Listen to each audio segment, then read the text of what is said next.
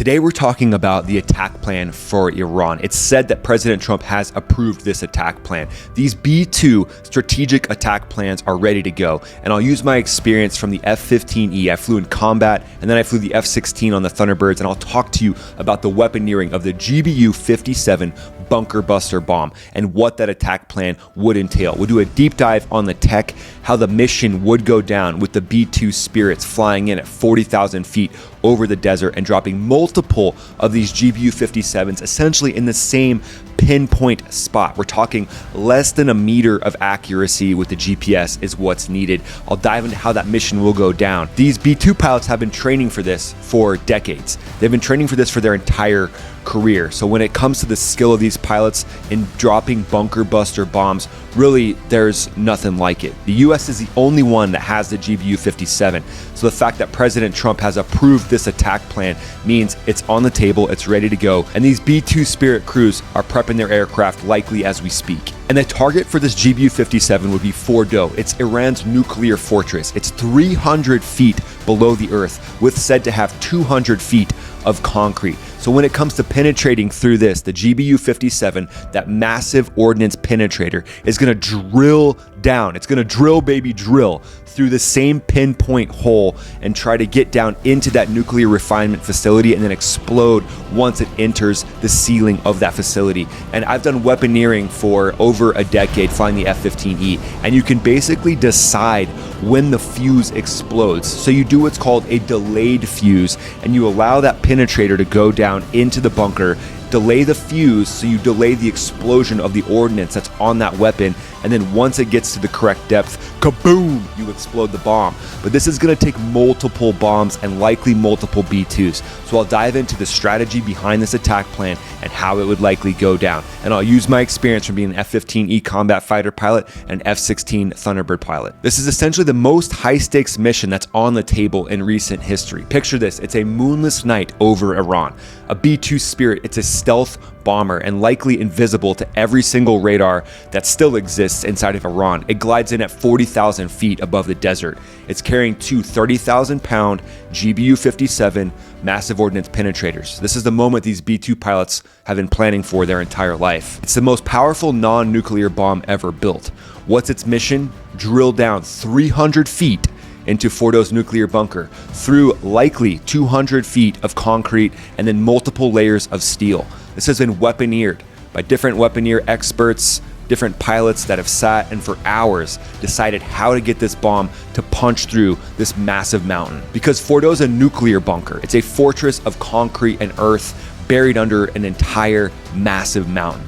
President Trump has reportedly approved the attack plan, but here's the problem. To crack Fordo, those massive bombs need to hit the exact same spot. They need to punch through that exact same spot. And this is a tough weaponeering issue because it's located on a mountain. So not only are they punching through man-made concrete and then refined steel, but they're punching through solid rock. And this is a mind-blowing weaponeering operation. So I've sat and weaponeered multiple weaponeering problems when it comes to dropping 5,000-pound bombs, 2,000-pound bombs, 500-pound bombs. This is the weaponeering problem of them all. So it's going to take multiple people, a brain trust, if you will, of weaponeers sitting down and deciding how many GBU-57s are needed, how many B-2s are needed. So the weaponeers are really the star of the show, right next to those B-2 pilots on this mission. And is the Ayatollah himself at Fordo? We'll find out in this video. Strap in. This one's going to be epic. And by the end of this video, you'll know how the GBU-57 works, and you'll know a rough idea of the overview of the attack plan to take out that mountain fortress. First up, let's talk about the B-2 Spirit stealth bomber. This is the only aircraft that can carry the GBU-57, and the US is the only ones that have the B-2 and the GBU-57. This B-2 is a ghost, and it's going to deliver the knockout punch. So let's break it down. First, the stealth tech. It has a flying wing design and radar absorbing materials that shrink its radar signature to that of a small bird. This is why typically when you see the B-2 do flights near other nations, there's other aircraft that join up on its wing. This helps dirty its radar signature since everyone within earshot is going to be trying to paint this B-2 and figure out its magic stealth. So Iran's radar operators might think they're tracking a hummingbird, but no, that's a $2 billion B-2 bomber. nice try. It's also got heat dissipating exhausts and coatings that help it evade infrared detection. Let's get into some of the specs now. It's got 2 pilots with a range of 6,000 nautical miles unrefueled, 11,500 miles with just 1 refueling. So these jets can operate and take off from Whiteman Air Force Base in the United States, execute a combat mission, and then return in time for dinner the next day. It's said that the longest mission of the B-2 Spirit has been 44 hours. Likely those pilots needed to take what's called go pills in order to stay awake, but a 44-hour mission is totally possible. Their payload is up to 60,000 pounds, so that includes 2 of the 30,000-pound GBU-57s, and it can fly its missions from Diego Garcia to Iran, drop 60,000 pounds of bombs, and be back in time for a stogie by the fire. Let's discuss a little bit of recent combat history. So the B-2 is said to have struck Houthi bunkers in Yemen in October of 2024. They took those out like basically clubbing baby seals. They also hit targets in Iraq in 2003. Lots of hardened bunker structures were taken out in 2003. So that was really a test of the bunker busting capability of the B-2. So the B-2 has been smashing fortified targets for decades, but Fordo is definitely its toughest challenge yet. It's the deepest bunker that's been tasked to be taken out by the B-2. There's 19 operational B-2s based out of Whiteman Air Force Base in Missouri. They've recently had rotations to Diego Garcia, that little known island in the Indian Ocean, which is 3,200 miles from Iran. Diego Garcia is essentially the perfect launch pad for this mission. The B-2 stealth is unmatched, but its payload is what makes it completely set apart from all other fighter jets, bombers, anything else. The GBU-57 is what makes this mission possible, and the only one capable of carrying that GBU-57 is the B-2. Let's talk about that GBU-57. The GBU-57 is a massive ordnance penetrator. It's nicknamed the bunker killer by the pilots that carry it. It's a 30,000-pound beast designed to obliterate bunkers like Fordo. And these pilots have been training with the GBU-57 stateside for over a decade. They've planned attacks just like Fordo and dropped it in training on structures that likely look very similar to Fordo, planning for this exact scenario. But the GBU-57 isn't just a bomb, it's an engineering marvel, really.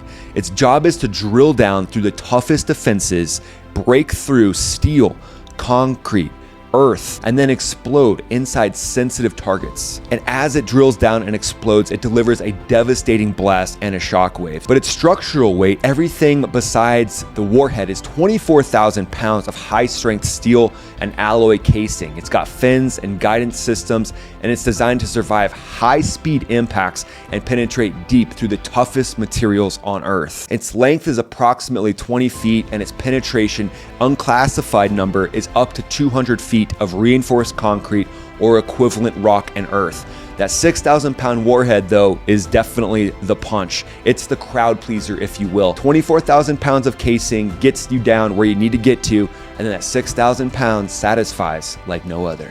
It's a thick steel casing that absorbs impact energy as it goes through those dense materials that allows the bomb to bore down through the toughest materials that you can think of. And then it's GPS guided for pinpoint accuracy. It's said to be within 1 to 2 meters. There's also rumors that specialized military GPS can get it inside of a meter, and that's the key here, guys. That's what you would need. You would want to get that bomb through the exact same pinpoint hole as that first GPS guided 30,000 pound bomb, and then potentially doing that 3 or 4 times in a row with up to 6 of these B2s taking off to make sure they get the job done. And then that delayed fuse would trigger detonation only after reaching the optimal depth. And when I would weaponeer bombs, you would make sure that it was down to the millisecond of when you wanted it to explode. There's highly sensitive software that allows you to track the actual penetration in real time of how fast that bomb, that 30,000 pound bomb, is going to go through each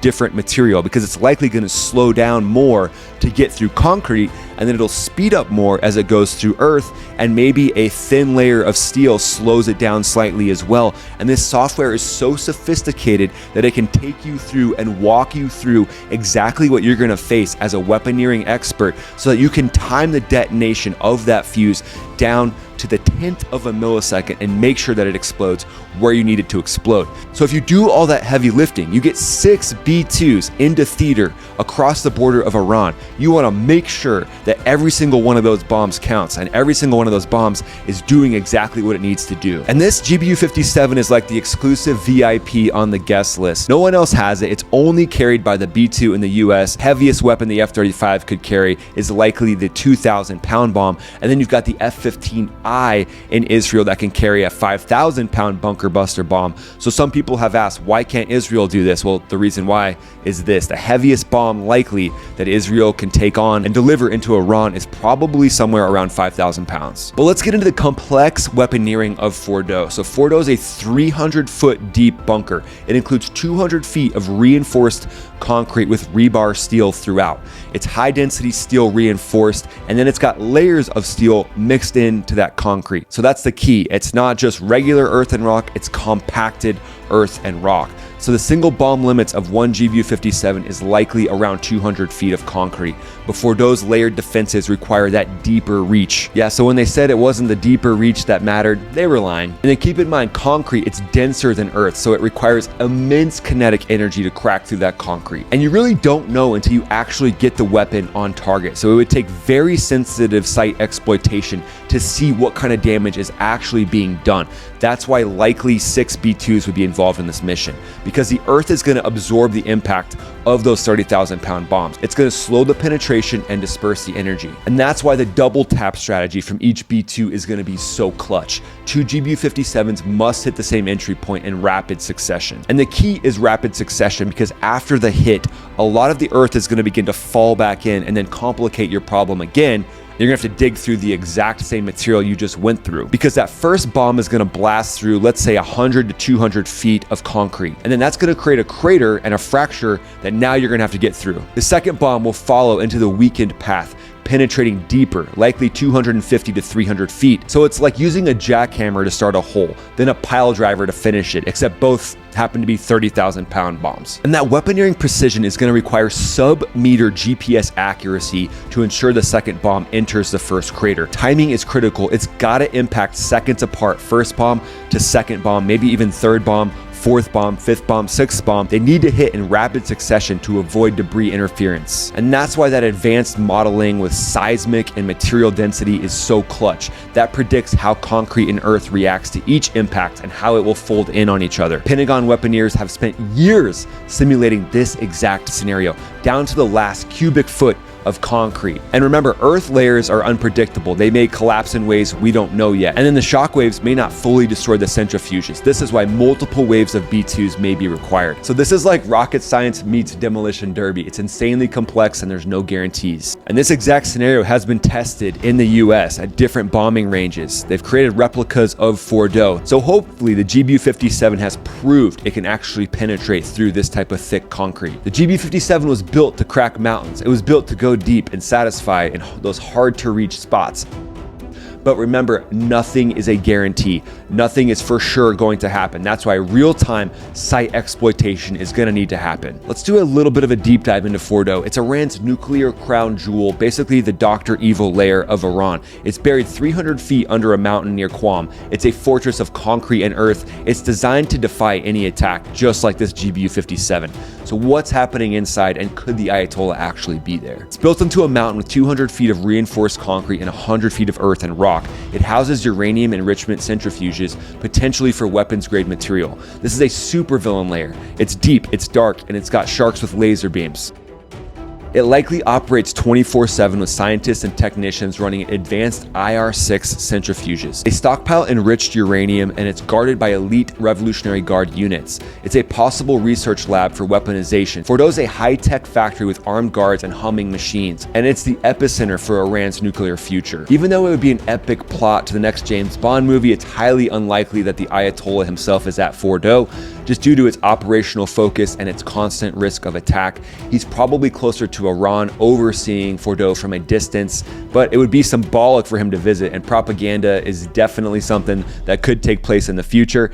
The Ayatollah is more likely strategizing in a Tehranian bunker that's probably just as deep, somewhere around 300 feet, so who knows? That could be the next target after Fordo. They've likely also got a massive amount of GPS jammers around the Fordo area, and that could complicate the attack plan of the precision strikes from the B-2. So hitting that 300-foot depth is going to be tough enough for these B-2 Spirit pilots, but weaponeering it and getting a double tap is essentially like a weaponeering nightmare. Definitely not impossible, but the biggest challenge likely seen by the weaponeering experts in the US ever. Let's talk about how this mission would actually unfold. So President Trump would give the go-ahead. B-2s would be prepped and ready at Diego Garcia. And then this is the exact step-by-step of how these high-stakes missions would unfold. It includes insane challenges of that double tap and Fordo's concrete and how it would react to the multiple GBU-57 striking it. 6 B-2s, each with 2 GBU-57s, would launch from Diego Garcia at night. KC-135 tankers would provide strategic mid-air refueling support. These 12 pilots would run their final checks, knowing they're dropping 360,000 pounds of bombs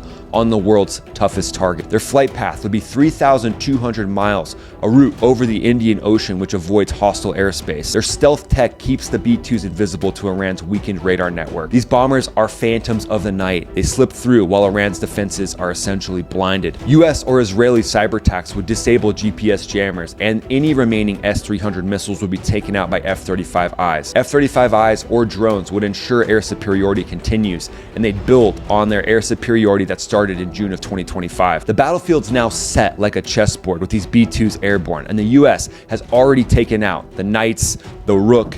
All that's left now are the Queen and the King. The Queen is that beautiful fortress at Fordo. So B-2s would approach Fordo at high altitude, likely somewhere around 40,000 feet.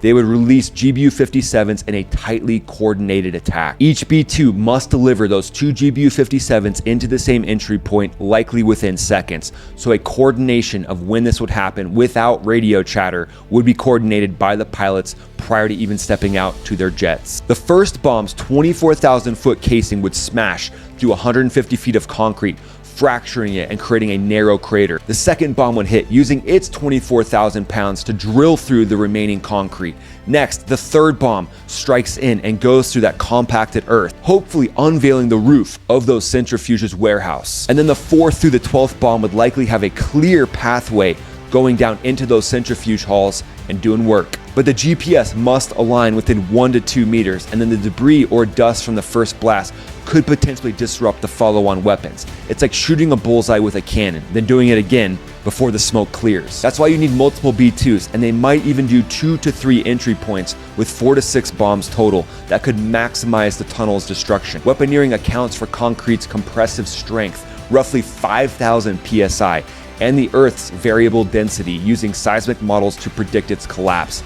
The ground would roar as bombs rip through concrete and earth, turning Fordo's tunnels into a graveyard. Then the B-2s would need to stay high, using their stealth to evade any type of retaliation. Tankers would refuel them over the ocean for their return trip to Diego Garcia, and then damage assessment would be massively important. That would rely on seismic data and drones, and Fordo's depth hides a lot of the results. So the pilots would likely be halfway home before the command and control of Iran even realized this happened. And then retaliation would likely be on the table. Iran would try to strike US bases in Iraq or Israel with missiles, further escalating the conflict. This mission's like a high wire act. It's a balancing act of epic proportions. One misstep and literally this whole thing could go off the tracks. So the US and Trump may see Fordo as the red line. They have to stop it now, or they face a nuclear Iran. And now that Iran is escalating attacks on Israel, everything is on the table. So the goal would be to delay Iran's nuclear program, potentially set up Iran for a regime change, and then deter China and others by showcasing the US's precision and power with that GBU-57. So taking down Fordo is a gamble, but the B-2 and the GBU-57 are some of the most highly reliable drillers of all time, and these two can crack the uncrackable. The B-2 and the GBU-57 are technological marvels. They're built for missions just like this. I've weaponeered throughout my career, and I've seen the way these programs work, and the GBU-57 is the right bomb for the job. But for those 200 feet of concrete and 100 feet of earth, the need for 2 bombs to hit the same spot and the risk of escalation make this one of the toughest operations ever. So whether the Ayatollah is at Fordo or not, This strike could reshape the Middle East. Will the weaponeering work? Can the US pull it off? Only time will tell, but the stakes couldn't be higher. What do you think? Let me know what you think about the GBU-57 cracking the problem at Fordo, or is it too tough of a bunker to get down to? Drop your thoughts in the comments. And then if you loved this video, if you enjoy these updates, click this video right here. It would really mean a lot. And then like the video and subscribe to the channel. I'll see you on this video right here. This is Ryan, also known as Max Afterburner, also known as the fighter pilot next door, signing off.